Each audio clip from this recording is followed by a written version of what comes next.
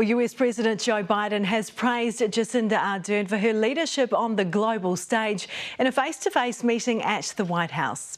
Today, Ardern became the first New Zealand Prime Minister since John Key in 2014 to meet with the US President in the Oval Office. The leaders discussed Russia's invasion of Ukraine, security in the Pacific and trade. For more on this, let's bring in Stephen Hoadley, Associate Professor of Politics and International Relations at Auckland University. Stephen, thanks for joining us tonight. We had you on last week to preview this big meeting and talk about how important it was. Are you giving the Prime Minister a pass mark on this one? Good evening, Ingrid. I'm giving her more than a pass mark. I'm giving her an A.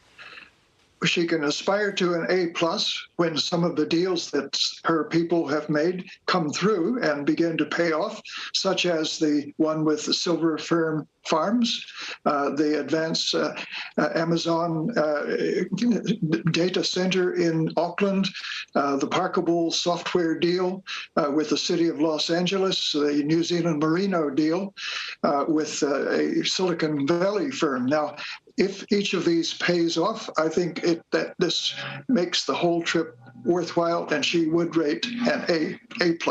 Okay, a bit of homework to do there. Ardern says she won't give up advocating for the US to rejoin the CPTPP. Is that as good as it gets on that at the moment? I'm afraid so, Ingrid. President Biden is sympathetic as an individual, but he is hemmed in by his Congress, his own party, his party base, the various interest groups, the unions and so forth. So the fact that they met for an hour and a half indicates that he and Prime Minister Ardern were compatible, but he is only one of many actors in the United States system. So he probably found it a very pleasant encounter to talk with somebody who actually agrees with him on most of the points, such as the one you mentioned. But whether he can follow through with action, in spite of his will to do so, this is doubtful.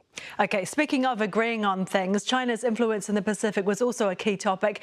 Are the US and New Zealand on the same page on that? Absolutely. What they can do about it is rather different.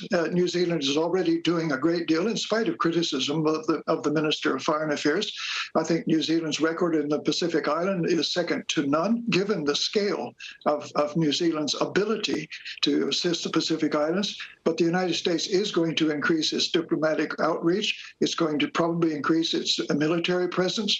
It's going to pay more attention to the Pacific Island leaders. And this is certainly something New Zealand will totally agree with. Okay, just very quickly, as you said, Biden did seem to enjoy Ardern's company. Is there any chance he'll take up her offer of a visit here?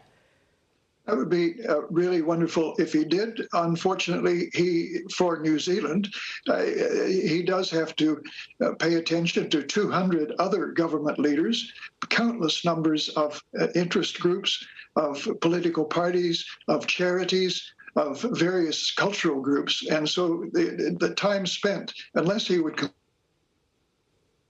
combine it with a visit to, say, Australia and maybe some of the Pacific Islands, this, I think, would be the way to sell a visit to New Zealand as a package deal, something, a swing through the South Pacific that could mend a number of fences, raise the U.S. profile, and perhaps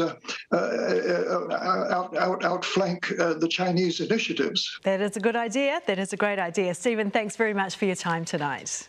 You're welcome.